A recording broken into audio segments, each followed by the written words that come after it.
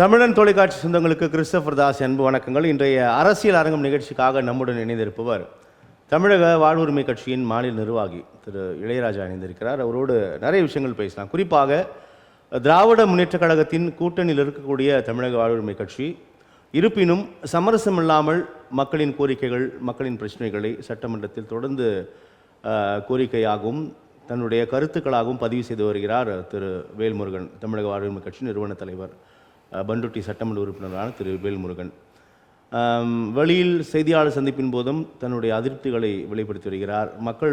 இந்த மண்ணின் மக்கள் பிரச்சனைகளுக்காக தொடர்ந்து களம் கண்டு கொண்டிருக்கக்கூடிய ஒரு தமிழின போராளி வேல்முருகன். வரக்கூடிய சட்டமன்ற தேர்தலிலும் அவருடைய நிலைப்பாடுகள் என்ன, தொடர்ந்து அந்த கட்சியின் செயல்பாடுகள், அந்த கட்சி சார்ந்து மக்கள் சார்ந்து வைக்கின்ற கோரிக்கைகள் உள்ளிட்ட பல்வேறு விஷயங்களை அவரை சுற்றி சுழல்கின்றன. இது குறித்து நாம் அதன் மாநில நிர்வாகி திரு இளையராஜாவோடு நம்ம பேசலாம். வணக்கம், நல்லா இருக்கீங்களா? ரொம்ப நாள் பார்த்து. நல்லா இருக்கேன். நீங்கள் எப்படி இருக்கீங்க? நல்லா இருக்கீங்களா? தமிழக வாழ்வுரிமை கட்சி, நான் தலைப்பில் குறிப்பிட்டது போல திமுக கூட்டணியில் இருந்தால் கூட சமரசமே இல்லாமல் இந்த மண்ணிற்காகவும் மக்களுக்காகவும் தொடர்ந்து குரல் எழுப்பி கொண்டிருக்கக்கூடியவர் சட்டமன்ற உறுப்பினர், அதன் நிறுவன தலைவர் திரு வேல்முருகன் அவர்கள். அவ்வப்போது அதற்காக சில பல எதிர்வினைகளையும் அவர் சந்தித்து தான் வருகிறார். அதையும் பொருட்படுத்தல. ஆனால் என்னுடைய இலக்கு ஒன்று தான் அப்படின்னு சமரசம் இல்லாமல் தொடர்ந்து மக்கள் பிரச்சனைகளை பேசிக்கொண்டு இருக்கிறார். பேசுவதோடு மட்டுமல்லாமல் ஏதோ பதிவு செய்தோம் என்று மட்டுமல்லாமல் சில விஷயங்களை அவர் செயல்படுத்தியும் காட்டியிருக்கார். குறிப்பாக அந்த கோரிக்கைகள் சட்டமன்றத்தில் நிறைவேற்றப்படுவதையும் நாம் பார்க்கிறோம். நிறைய சட்டமன்றம். ஆமாம், இப்படியான ஒரு சூழலில் தமிழக வாழ்வுரிமை கட்சியோட செயல்பாடுகள், அதன் மாநில நிர்வாகியாக உங்களுடைய பங்களிப்பு எப்படி போயிட்டு இருக்கு? உங்களுடைய கட்சி பணிகள்லாம் உண்மையிலேயே மிக சிறப்பான ஒரு பதிவுகளை எங்கள் தலைவர்னு சொல்லலாம், தமிழகத்தின் தலைவர்னு சொல்லலாம், தமிழ் தேசிய தலைவர் என்று சொல்லலாம், அருமை அண்ணன் வேல்முருகன் அவர்களை. காரணம் என்னென்னா, ஒரு சமரசமே இல்லை. அன்றிலேருந்து இன்று வரையும் ஒரு சமரசம் எதுலேயுமே கிடையாது. தன்னுடைய கொள்கை அவ்வளோதான். அதுக்காக எதையுமே என்னுடைய வாழ்க்கையை விட்டு கொடுத்துருக்காரு. இன்றைக்கி உண்மையாகவே இன்றைக்கி வாழும் காமராஜராக இருந்துகிட்ருக்கார். இன்றைக்கி உண்மையில் அது யாராலையும் மறுக்க முடியாத ஒரு விஷயம். பொதுமக்கள் சொல்லலை, அரசியல் விமர்சகர்கள் உட்பட அரசியல் நடுநிலையாளர்கள், அனைத்து கட்சியினரும், இப்போ ஊடகவியலாளர் கூட எல்லாருமே பாராட்டுற அளவில், ஒரு குறை சொல்ல முடியாத அளவில் தான் இன்றைக்கி நம்மளுடைய தலைவர் அவர்கள் இருக்காங்க. இன்றைக்கு சட்டமன்றத்தில் பார்த்தோம்னா கடுமையான விவாதங்கள் நடக்குது, கேள்வி பதில் நடக்குது. உண்மையை சொல்லுகின்ற பொழுது சில நேரங்களில் எதனாலன்னு தெரியல, சட்டமன்ற சபாநாயகர் அவர்கள் மறுக்கின்றார், தடுக்கின்றார், கோபப்படுகின்றார். இவர் தான் அராஜகம் செய்கின்றார், தலைவரோ மற்றவர்களும் செய்யவில்லை. ஒரு சட்டமன்ற உறுப்பினராக இருக்கின்றவங்க தொகுதியில் போய் ஒரு மீட்டிங்கில் எதையுமே பேச வேண்டிய அவசியம் இல்லை. நான் எதை செய்வேன் அதை செய்வேன் சொல்ல வேண்டிய கருத்தில் அங்கே சொல்ல வேண்டிய அவசியம் இல்லை. அவர்கள் பேச வேண்டிய இடம் சட்டமன்றம் தான். சட்டமன்றம் தான் அவங்க பேசணும். இங்கே பேசலைன்னா அவர்கள் உண்மையான ஒரு சட்டமன்ற உறுப்பினர் இல்லை. இப்போ இந்த சபாநாயகர் பார்த்தீங்கன்னா, நம்மளுடைய அப்பா அவர்கள் பார்த்தீங்கன்னா, அவர் வாதியாராக இருந்தவர். முன்னாடி அவர் எப்படி இந்த மாணவர்களை நடத்தினாரோ, நீ ஏந்திருக்காத, உட்கார், பேசாத, நான் சொல்கிறது மட்டும் நீ பேசு, இப்படி தான் பேசணும்னு சொல்லி எப்படி இந்த மாணவர்களை நடத்தினாரோ, அதுபோல் ஒரு சட்டமன்ற உறுப்பினரை நடத்தணும்னு ஆசைப்படுறார். இது உண்மையிலே கண்டிக்கத்தக்கது. கூடுதலாக திரு வேல்முருகனுக்கு சில நெருக்கடிகள் இருக்கு. உண்மையை பேசுகிறோம். சபாநாயகர் அப்பாவோ எல்லார்கிட்டையும் பேசுறதோட கொஞ்சம் கூடுதல் நெருக்கடியை தான் நோக்கி அவர் ஒரு சின்ன சின்ன விஷயங்கள் நம்ம பேசலாங்க. இன்னைக்கு விவசாயிகள் பிரச்சனைகள் பார்த்தீங்கன்னா, விவசாயிகள் காட்டு பன்றிகள் நிறைய கோரிக்கைகள் முன்வைக்கிறாங்க. நிறைய இருக்கு. நான் ஒன்று சொல்றேன், நிறைய கோரிக்கைகளை வேல்முருகன் முன்வைக்கிறார் அப்படின்றத பிரச்சனை இல்ல. நிறைய கோரிக்கை இல்லை, மக்கள் பிரச்சனை. அண்ணன் வேல்முருகன் மட்டும் இல்லை, அனைத்து எம்எல்ஏ வைக்கணும். இதுதான் நோக்கம். எம்எல்ஏவுடைய நோக்கம் போய் அவங்களோட கோரிக்கைகளை வைக்கணும், அதை நிறைவேற்றணும், அதை நடைமுறைப்படுத்துறாங்களான்னு பார்க்கணும். இதுதான் ஒரு சட்டமன்றவரோட வேலை. அதை செய்யாததுக்கு நம்ம ஏன் சட்டமன்ற உறுப்பினர் இருக்கணும்? அதை ஏன் சபாநாயகர் தடுக்கிறார்? மக்கள் பிரதிநிதி இது இங்கே எதிர்கட்சியாக பார்க்கக்கூடாது, ஆளுங்கட்சியாக பார்க்கக்கூடாது. எல்லாருமே சட்டமன்ற உறுப்பினர்கள், அந்த மக்களுக்கான பிரதிநிதிகள். இவங்க நியாயமான கோரிக்கைகள் அவர்கள் கேட்க வேண்டிய இடமே கேட்க போறது இல்லையா? அவர்களுக்கு கேட்க வேண்டிய இடமே இதுதான். வேற எங்க போய் கேட்பாங்க? அப்ப நீ கேட்கக்கூடாதுன்ற பட்சத்தில் என்ன வகையில் இது நியாயம்? இது அதனால் அப்பாவை அவர்கள் நடந்து கொள்வது உண்மையிலே ஏற்றுக்கொள்ள எல்லாமே வருத்தப்படுறாங்க, முகம் சொல்லிக்கிறாங்க. இவற்றை போய் மல்லு கட்டணுமான்னு சில பேர் அமைதியாகிடுறாங்க. ஆனால் அது வேல்முருகன் அதில் காம்ப்ரமைஸே இல்லை. எதுவாக இருந்தாலும் பரவாயில்ல, என் மக்களாம் கேட்பேன், நீ கொடுக்காம போ, கட் பண்ணாமல் போய் எதனா செய், நான் கேட்பேன் அப்படின்னு சொல்லிட்டு தான். இப்போ எங்கள் பகுதியில் பார்த்தீங்கன்னா, தொகுதி பொறுப்பாளர் அறிவழகன் அவருடைய ஏற்பாட்டில் கடலூர் விருதாச்சலம் பகுதியில் விவசாயிகள் பல வகையில் பாதிக்கப்பட்டாங்க. இந்த காட்டு பண்டிகள், காட்டு மயில், பன்றிகள். இது போன்ற வந்து காட்டு விலங்குகளால் வந்து பாதிக்கப்பட்டாங்க. ரொம்ப நாள் பிரச்சனை. ரொம்ப நாள் பிரச்சனை இது. விவசாயிகள் கடுமையாக பாதிக்கப்பட்டாங்க. காட்டு பண்டிகைலாம் வந்துச்சுன்னா அவருடைய கிழங்கெல்லாம் நோண்டி போட்டு போயிடும். நல்ல பயிர் கிளம்பி வரும், அந்த நேரம் நோண்டி போட்டு போயிடும். அதுங்களுக்கு ஒரு முற்றுப்புள்ளி வைக்கணும்னு சொல்லி இன்றைக்கி வந்து பார்த்திங்கன்னா அதை ஒரு தீர்மானம் 1,00,000 பேர் கையெழுத்து வாங்கி அதை கொண்டு தலைவர்கிட்ட கொடுத்து அவர் சட்டமன்றத்தில் சொல்லி இன்றைக்கி தீர்மானம் நிறைவேற்றப்பட்டு இன்றைக்கி வந்து விவசாயிகள் அந்த பகுதி விவசாயிகளிடம் அந்த பகுதியில் தமிழ்நாடு முழுக்க இன்றைக்கு விவசாயிகள் காப்பாற்றப்பட்டிருக்காங்க. காட்டு மண்டியிலிருந்து அண்ணனுடைய முயற்சி தான் அது. இன்றைக்கி அதை வந்து சட்டமன்றத்தில் அது வந்து இன்றைக்கி வந்து நிறைவேற்றி கொண்டு வந்துட்டாங்க, சட்டத்தை கொண்டு வந்துட்டாங்க. காட்டுப்படியில் சுட்டு பிடிக்கலாம்னு சொல்லி அதிகாரத்தை கொண்டு வந்துட்டாங்க. இன்றைக்கு அது பெரிய அளவில் விவசாயிகள்கிட்ட வரவேற்பு இருக்குது. இது எங்கேயோ செஞ்ச மாதிரி இருக்கும். நான் அண்ணன் பேருன்னா வெளியில் வரல, சரியா இவர் தான் அந்த தீர்மானத்தை கொண்டா, இவங்க தான் அதை நிறைவேற்றுறாங்கன்ற விஷயம் இன்னும் பல பேருக்கு போய் சேரலை. இருந்தாலும் தன்னுடைய கடமை செஞ்சிட்ருக்காங்க. அதனால் சட்டமன்றத்தை பொறுத்த வரைக்கும் பார்த்தீங்கன்னா இங்கே தான் சொல்ல வேண்டும். அதுபோல் இன்றைக்கி வந்து உறுதிமொழி குழு தலைவராக இருக்காங்க. அவர் இல்லை என்றால் திமுகவுக்கு இன்றைக்கி ஒரு நல்ல பேரே இருக்காது. காரணம், நம்ம அன்றைக்கெல்லாம் பார்த்தீங்கன்னா ஒரு ஃபார்மாலிட்டிக்கு இருந்தாங்க. அந்த தலைவர்கள் எல்லாம், உறுதிமொழி குழு தலைவரெல்லாம் ஃபார்மாலிட்டிக்கு இருந்தாங்க. போவாங்க, முந்திரி பருப்பு சாப்பிடுவாங்க, என்ன நடக்குதுன்னே தெரியாது. ஆனால் அண்ணன் அவர்கள் வந்து அந்த பகுதிக்கு போய் அந்த உறுதிமொழி குழுவோட என்ன செயல்பாடு அவர்கள் தலைவர் பார்த்தீங்கன்னா அதை வந்து பார்த்தீங்கன்னாங்க, இப்போ ஒரு சட்டமன்றத்தில் ஒரு தீர்மானம் நிறைவேற்றுறாங்க. அதை நடைமுறைப்படுத்துகின்ற பொழுது அது சரியாக நடக்குதா, ஒரு பில்டிங், ஒரு கன்ஸ்ட்ரக்ஷன், அல்ல எதுவாக வேணாலும் எடுத்துக்கொள்ளுங்க, இது வந்து நடைமுறைப்படுத்துகிறாங்களா இல்லையான்றது ஆய்வுக்குழு தலைவர் அவர் உறுதிப்படுத்தும். ஆமாம், ஆய்வு வந்து நடக்குதா இல்லையா, சரியாக நடக்குதா, 100% வந்து கன்ஸ்ட்ரக்ஷனாக இருந்தாலும் சரி, அந்த நடைமுறை நடக்குதான்னு 100% ஆய்வு செய்யணும். இது முந்தைய இருந்தவர்கள் எல்லாமே ஒரு ஒரு பேர் போக இருந்தாங்களா, என்ன குறைகள் தெரியல, அதை பற்றி தெரியாமல் இருந்தாங்களான்னு தெரியல. அவர்கள் வந்து இப்போ அண்ணன் நடைமுறை போய் பார்த்து சரியாக நடக்குதான்னு சொல்லி அதை இம்ப்ளிமெண்ட் பண்ணும்போது, ஒரு சட்டத்தோட இம்ப்ளிமெண்ட் பண்ணிடுறோம், அதை கண்காணிக்கின்ற போது அந்த சட்டத்தை யாருக்கு அது பெருமைன்னு பார்த்தீங்கன்னா அந்த ஆளுகின்ற அரசுக்கு தான் பெருமை. அது நடைமுறை நடக்குதா இல்லையான்னு அப்படி சிறப்பாக நீ செயல்பட்டு இருக்காரு. அதனால் இன்றைக்கி திமுகவுக்கு பெரிய பேராகுது அது. ஆனால் இன்றைக்கி அந்த மாதிரி ஒரு பெரிய விஷயத்தை எடுத்து செஞ்சுட்ருக்காங்க. எங்கே காம்ப்ரமைஸே கிடையாது. போய் அங்கே இருந்து ஸ்பாட்டில் இருந்து பார்த்து அது சரியில்லைன்னா உடனே அங்கேயே அதை இது பண்ணிவிட்டு மெமோ கொடுத்து அதிகாரிகளுக்கு மிக சிறப்பாக நடத்திட்டு இருக்காங்க. அது ஒரு பெரிய வெற்றின்னு சொல்லலாம். ரெண்டாவது திமுகவுக்கு அது பெரிய ஒரு பேரை கொடுக்குது. அந்த பொறுப்பை மிக சிறப்பாக செயல்பட்டுட்டு வராங்க. அதனால் வந்து அந்த மாதிரி விஷயத்தில் காம்ப்ரமைஸ்லாம் கிடையாதுங்க. மக்கள் நலன், அவ்வளோதான். இப்போது சட்டமன்றத்தில் மக்கள் பிரச்சனைகள் பேசக்கூடிய இடம், பேச வேண்டிய இடம், மக்கள் பிரதிநிதிகள் அதற்காக தான் தேர்ந்தெடுக்கப்படுகிறார்கள். இதில் வந்து சமரசமே கிடையாது. அப்போ இங்கே வந்து நீங்கள் வாய்மூடி மௌனியாக இருப்பதற்கு நீங்கள் தொகுதியில் உட்காரலாமே. தொகுதியில் இருந்து என்ன பிரயோஜனம்? சட்டமன்ற உறுப்பினர் வருகின்ற காரணமே வந்து சட்டமன்ற மக்களுக்காக தான் இங்கே வரும். அப்போ இங்கே வந்து முதல்வரோ சபாநாயகரோ யாருமே வந்து எதிர்கட்சின்னு பார்க்கக்கூடாது, கூட்டணி கட்சின்னு பார்க்கக்கூடாது. அவர் சட்டமன்ற உறுப்பினர், மக்கள் அந்த மக்களுக்கான கோரிக்கை வைக்கிறாங்க. அப்போ நீங்கள் தடுத்தோம்னா அந்த மக்களை தடுக்கிறோன்னு அர்த்தம், அவங்களோட வளர்ச்சியை தடுக்கிறோன்னு அர்த்தம் இல்லை. இப்போ உள்ளபடியே பார்க்கும் பொழுது திரு இளையராஜா, நான் முன்னுமே குறிப்பிட்டது மாதிரி மற்ற சட்டமன்ற தகுதியை உறுப்பினர்கள் அல்ல கட்சியோட தலைவர்களோட கொஞ்சம் அதிகமான நெருக்கடி உருவாகுதை நம்ம பார்க்குறோம்.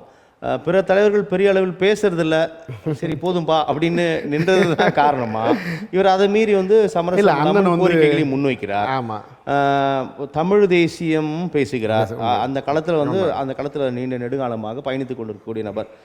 இதெல்லாம் தான் பிரச்சனையா? அதாவது இது முக்கியமான அண்ணன் கேட்டிருக்க முக்கியமான கேள்வி இது. அன்று பார்த்தீங்கன்னா அப்படியே பொறுமையாக நிதானமாக வளர்ந்துட்டு வராங்க. எந்த ஒரு அதாவது ஜாதி, மத, இன, மொழி இதெல்லாம் கிடையாதுங்க. நம்மளுடைய தமிழ் தேசியம் அமைதியாக போயிட்டுருக்காங்க. இப்போ இந்த ஓராண்டு காலமாக பார்த்திங்கன்னா அவருடைய உண்மையான முகம் எல்லாருக்கும் தெரிய வருது. இன்றைக்கி எல்லோரும் பார்க்க முடியும். இன்றைக்கி வலையொலியில் எல்லாம் பார்க்க, முன்னாடி என்ன பேசுகிறாங்க, பின்னாடி என்ன பேசுகிறாங்க, மாற்றி பேசுகிறாங்க. ஆனால் இவர் அன்றையிலேருந்து ஒரே ஸ்டாண்டு, எந்த ஒரு மாற்றமும் இல்லாமல் நிதானமாக வந்துட்டு இருக்காங்க. இதை மக்கள் கூர்ந்து கவனிக்கிறாங்க. இந்த நேரங்கள் என்னாவது டக்குன்னு ஒரு ஃப்ளாஷ் மாதிரி ஒரு பைபிளில் ஒரு வாசகம் கூட வரும். உண்மையாக இருப்பான் தொண்டனை, அவன் உண்மையாக இருக்கின்ற பட்சத்தில் அவருடைய புகழை வந்து உலகம் முழுக்கும் பரப்புவான் இறைவன் சொல்லி அது ஒரு வாசகம் உண்டு. அதுபோல் இவர் உண்மையாக இயல்பாக நிதானமாக ஒரு கடைகோடி மனிதர்கள் கூட ஓடி போய் செய்வார், ரிப்ளை பண்ணுவார். நீங்கள் அண்ணா அந்த விஷயத்தை கேட்டு வேணா எனக்கு இந்த விஷயம் செய்து கொடுங்க சொல்லி நம்ம கேட்டிருப்போம். அவரு ஃபாலோ பண்ணி முடிக்கிற வரைக்கும் அவர் ஃபாலோ பண்ணிட்டு இருப்பார். முடிஞ்சிச்சு, நீங்கள் போய் பார்த்து அந்த விஷயத்தை வந்து பார்த்துட்டு அறிவும் இது உண்மை. இந்த புயலின் போது அவரோட வீடை வித்தெல்லாம் செய்தது உண்மை. இன்னைக்கு அவர் பேரில் இன்னைக்கு ஒரு சென்ட் அவர் பேர் நிலம் கிடையாதுங்க, இடம் கிடையாது. ஆனால் ஃபேமிலி இன்றைக்கி இழந்து இருக்கார். இன்றைக்கி இந்த கட்சிக்காக வந்து நாட்டு மக்களுக்கு அப்படி இழந்து இருக்காங்க. உண்மையான முகத்தை எல்லாம் தெரிஞ்ச பிறகு இந்த எப்படி இந்த பைபிள் வாசகம் பிரதிபலிக்க உண்மையான வாசகம், அதுபோல் இன்றைக்கி ஒரு ஃப்ராக்ஷன் இந்த 1 இயரில் அனைத்து சமுதாய மக்களும், குறிப்பாக இஸ்லாமிய மக்கள் அனைவருமே, அனைத்து தமிழ் தேசியங்களும் இவர் தான் நம்ம தலைவர் என்பதை வந்து உணர்ந்து இப்போ பிடிச்சிட்டாங்க. இந்த வளர்ச்சி தான் இந்த ஓராண்டில் நம்ம பார்க்க முடியும். இன்றைக்கி வந்து ஒரு நம்ம கூட்டு இந்த விழாவுக்கு அவர் நேரம் கொடுக்க முடியல. அந்த கட்சியில் சேரக்கூடிய மக்களுக்கு நேரம் கொடுக்க முடியல. அந்த அளவுக்கு இன்றைக்கி வந்து தமிழகம் முழுவதும் இளைஞர்கள் வந்து சேர்ந்துக்கிட்டே இருக்காங்க கட்சியில். இணைப்புழாவுக்கு ஒரு நேரம் கொடுக்க முடியல.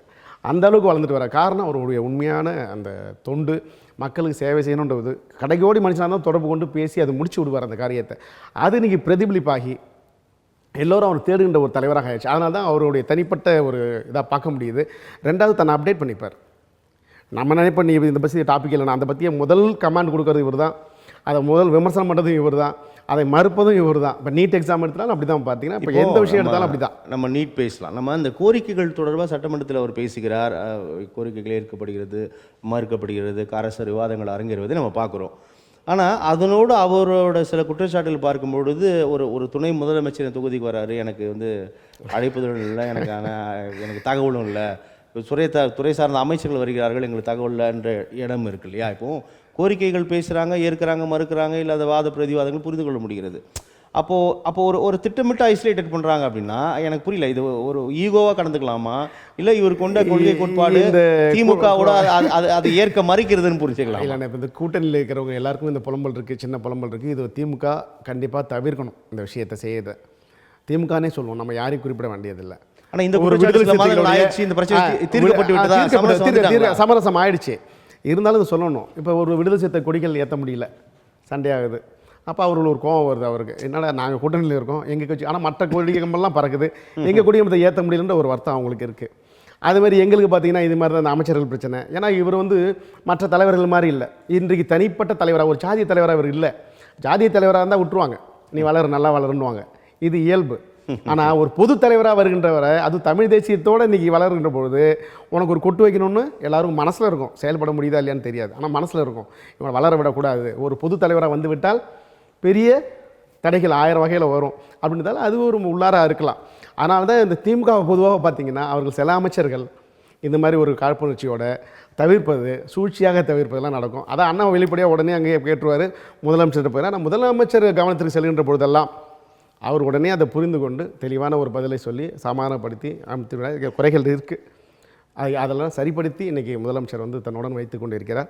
அதை உணர்ந்து தான் முதலமைச்சருடைய அன்புக்கு தான் கட்டுப்பட்டு இன்றைக்கி நம்மளுடைய தலைவர் அவங்களோட இருக்கார். இப்போ இந்த காட்டுப்பன்றி விவகாரம் சொன்னீங்க, தொடர் கோரிக்கையின் விளைவாக அது அரசாணையாக வந்து இப்போ அதை செயல்படுத்தி ஆகிவிட்டது.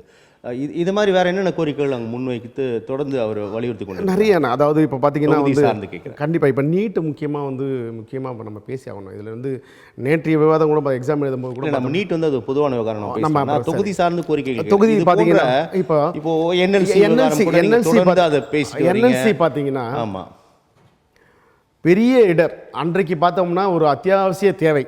அன்றைக்கு முதலமைச்சர் அவர் ஐயா கர்ம வீரர் காமராஜர் இருக்கின்ற போது தோங்குகின்ற போது அன்றைக்கு அத்தியாவசிய தேவை எலக்ட்ரிசிட்டி, வழி கோல் தான். நம்ம டிக்லைண்ட் வச்சு தான் நம்ம வந்து அதை ப்ரொடக்ஷன் பண்ண முடியும், எலக்ட்ரிசிட்டியை ப்ரொடக்ஷன் பண்ண முடியும், மாற்று வழி இல்லை. ஆனால் இன்றைக்கு நமக்கு நவீன முறைகள் 1000 வந்துருச்சு, விண்டு வந்துருச்சு, சோலார் வந்துருச்சு. சோலார் மூலமாகவே கடந்த 7 ஆண்டுக்கு முன்னாகவே கிட்டத்தட்ட வந்து ஒரு 600 கோடி ரூபா செலவில் 130 மெகாவாட்டை வந்து தயார் பண்ணுற அளவில் வந்து சக்தி இன்றைக்கி இருக்குது, எலிஜிபிலிட்டி இருக்குது. ஏன் அந்த திட்டத்தை இவங்க நடைமுறைப்படுத்த மாட்டாங்க? மேற்கொண்டு ஏன் நிலங்களை அபகரிக்கிறாங்க? விவசாயிகளை ஏன் பாடுபடுத்துகிறாங்க? போக விளையக்கூடிய நிலங்களை ஏன் இவங்க வந்து அழிக்கிறாங்க? அப்படின்ற வேதனை இன்றைக்கு இருக்குது. அன்றைக்கு சொல்யூஷன் இல்லை, வழி இல்லாதால் நம்ம அந்த வழிக்கு போனோம். இன்றைக்கு வழி இருக்கின்றது மீண்டும் அதே பழக்கத்தை நம்ம செய்யக்கூடாது இல்லையா? ஏன் செய்கிறாங்க? அது வந்து இது வந்து அதிகாரிகள் பார்த்திங்கன்னா இதோடைய ரோல் ஃபுல்லாக அதிகாரிகள் தான். அரசியல்வாதிக்கு எதுவுமே தெரியாது. ஒரு சின்ன ஒரு எக்ஸாம்பிள் சொல்கிறேன். எங்கள் ஊரில் ஒரு குளம், பெரிய குளம், நாச்சியார் குளம்னு விருதாச்சந்திரன் நம்ம தூர் வரணும். அதுக்கு சப்போர்ட்டாக இருந்தது வந்து அந்த கமிஷனர் பாலு சார்னு ஒருத்தர். நாங்கள் குளம் தூர் வாரத்துக்கே எங்களுக்கு மொத்தம் 7 லட்சம் தான் ஆச்சு. ஆனால் அவர் கூப்பிட்டு இந்த வழிகள், தண்ணி வரக்கூடிய வழிகளுக்கு வந்து கால்வாய் அமைக்கணும், கான்கிரீட்டில் அமைக்கணும், இதுக்கு என்ன எஸ்டிமேட்னு சொல்லி கேட்கும்போது அந்த அதிகாரி அழகாக உட்காந்து 5 நிமிஷம் எழுதினார். என்னமோ எழுதிட்டுக்காருன்னு நினச்சிட்டு இருந்தோம். கொண்டு வந்து கொடுத்தாரு. ஒரு வழிக்கு 24 லட்சம் ரூபா, 7 வழி தூர் வாரத்துக்கு 7 லட்சம் தான் ஆச்சு. ஆமாண்ணே. அந்த அதிகாரி அழகாக எழுதி கொடுத்தாரு. ஒரு 1/4 மணி நேரம் எழுதினார். கொண்டு பார்த்தோன்னா அதிர்ச்சியாக போச்சு. ஆனால் 24,000மா 24 லட்சமானு கேட்டோம். 24 லட்சம் ஒரு இதுக்கு ஒரு வழி பண்ணி. ஆமாங்க, அது மாதிரி 7 இருக்குண்ணே. அதிர்ச்சியாக போச்சு எங்களுக்கு. அப்போ இங்கே யார் மிஸ்டேக் கைடன்ஸ் பண்ணுறா? அதிகாரி. அந்த விஷயத்தை நாங்கள் செஞ்சு முடிச்சிட்டோம். அதை எதுக்கு சொன்னால், நாங்கள் எவ்வளோ விதத்தில் செஞ்சு வச்சோன்னா 1,80,000 முடிக்கிறோம். வெறும் 1,80,000 முடிக்கிறோம். நாங்களே பைப்லைன்லாம் போட்டு எங்கள் சொந்த செலவு நாங்கள் மீண்டும் பண்ணோம். அப்போ ஒரு அதிகாரி நினைத்தால் ஒரு விஷயத்தை எப்படின்னா கொண்டு போக முடியும். அதிகாரி, ஒரு அரசியல்வாதிக்கு அந்த ஒரு சப்ஜெக்டை பற்றி அவ்வளோவா தெரியாது. அரசியல்வாதி மாறிக்கிட்டே இருப்பான், ஆனால் அதிகாரி மாறவே மாட்டாங்க. அந்த அதிகாரி கொடுக்குற கைடன்ஸ் சரியாக இருந்தால் இந்த அரசு நிர்வாகம் சிறப்பாக இருக்கும். என்னுடைய பார்வை இதுதான், உண்மையும் அதுதான். இன்றைக்கி அதே மாதிரி என்எல்சி பார்த்திங்கன்னா இத்தனை ஆண்டு காலம் அதில் உண்டு கொழுத்தவர்கள் அவர்கள் கொடுக்கின்ற திட்டம் தான் இந்த திரும்பி நடைமுறை திட்டம். இன்னமும் அந்த பகுதி மக்கள் அந்த நில இழப்பீடு தராத இருக்கு, சிக்கல் இன்னும் தொடரும். இன்னமும் இருக்கு. இன்றைக்கு போராட்டம் பெரிய போராட்டம் அது. அதாவது அவங்களோட வேதனை அவர்கள் அனுபவித்தால் மட்டும்தான் தெரியும். இந்த அதிகாரிகள்லாம் அவங்களாம் தெரியாது, புரியாது. அரசியல்வாதிக்கு இது புரிய மாட்டேங்குது. ஏன் தான் அவங்களும் அதை இதுக்கு ஒரு ஆர்டர் போட மாட்டாங்கன்றது தெரியல. அவன் சொன்னா போகிறான், நம்மளாவது இன்றைக்கி மாற்று வழி யோசிக்கணும்ல. இந்த மண்ணிற்காகவும் மக்களுக்காகவும் தந்த நிலம் தானே அது. நிலம் தானே, உண்மைதான். மேலும் எடுக்கிறாங்க எளிமையான வழி. ஏற்கனவே ஆயிரக்கணக்கான ஏக்கர் நீ கறி எடுத்தாச்சு, மூடி வச்சுட்டு அந்த இடத்த சில இடங்களில் மூட வேண்டிய இடங்கள் இருக்குது. அந்த இடங்களை நிறைவிட்டு அதில் நீங்கள் சோலார் போட்டால் இன்னும் 100 இதுக்கு நம்ம 100 மாநிலத்துக்கு நம்ம கரண்ட் தர முடியும், மின்சாரம் கொடுக்க முடியும். ஏன் நீங்கள் இந்த திட்டத்தை சப்ளை பண்ண மாட்டீங்கன்னா இதில் வருமானம் கிடையாது, செலவுகள் கம்மி, உங்களால் உண்டு கொடுக்க முடியாது இந்த அதிகாரிகளால். அதனால தான் இந்த திட்டமே நீ நடைமுறை ஆகிட்டுருக்கணும், வேறு எந்த காரணமுமே கிடையாது. இன்றைக்கு பெருமளவில் இந்த சுற்றுச்சூழலை நீங்கள் பாதிக்க வச்சுருங்க. இன்றைக்கி 250 மடங்கு இன்றைக்கி அதில் பாதரசம் அதிகமாக போய் நிற்கிது. சுற்று இருக்க மக்கள் அனைவருமே, அந்த கிராம மக்களாக சரி, இந்த கடலூர் மாவட்ட மக்கள் அனைவருமே பாதிக்கப்படுறாங்க.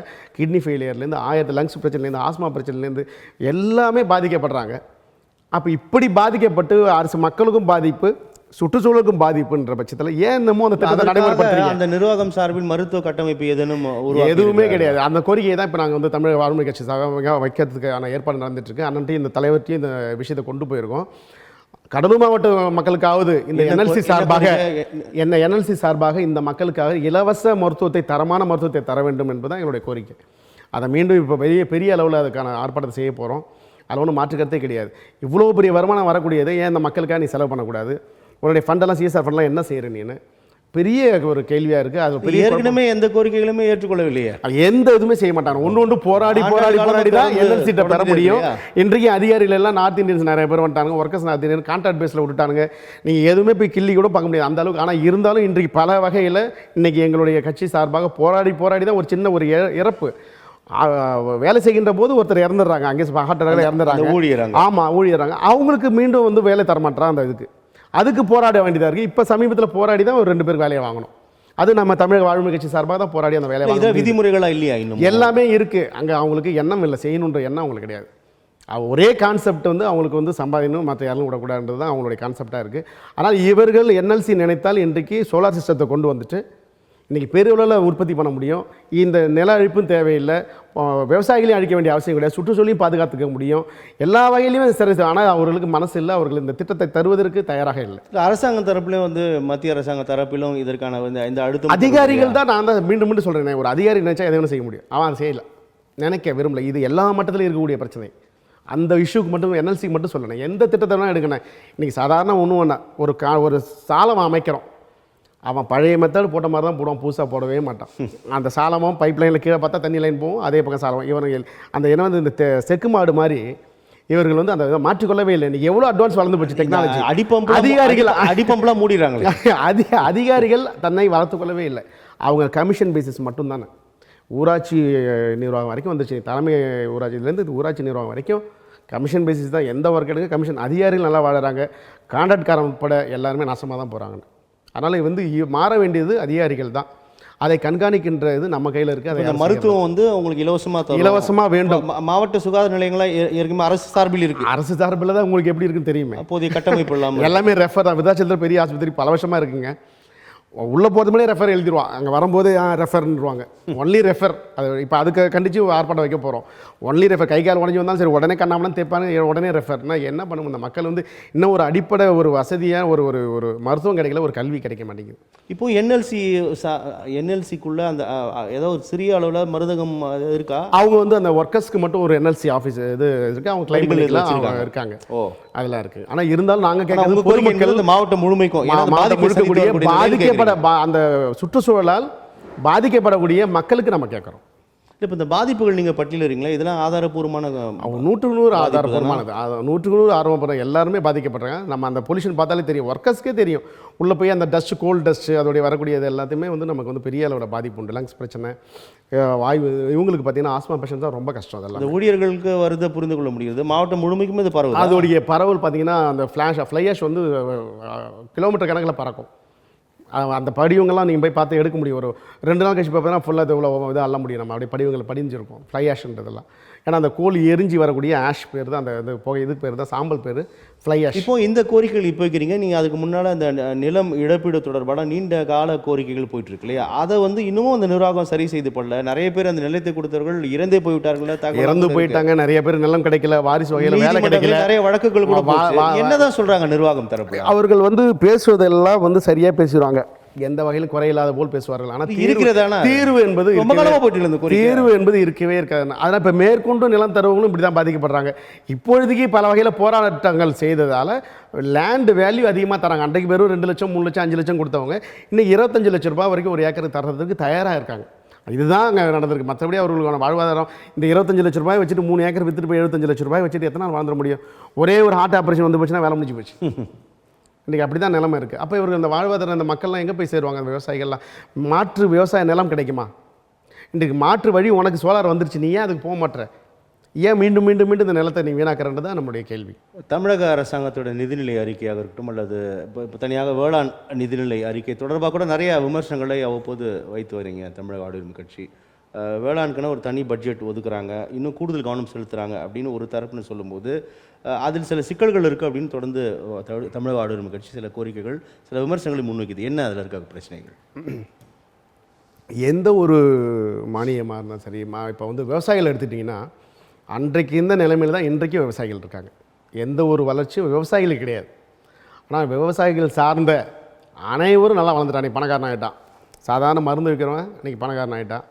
டிராக்டர் விற்கிறவன் பணக்காரன் ஆகிட்டான். அந்த டிராக்டருக்கு அந்த அந்த பாகங்கள் விற்கிறவன் பணக்காரன் ஆகிட்டான். மருந்து ஸ்ப்ரே அடிக்கிற மிஷினை விற்கிறவன் அவன் பணக்காரன் ஆகிட்டான். ஆனால் விவசாய நிலைமை அப்படியே தான் இருக்குது.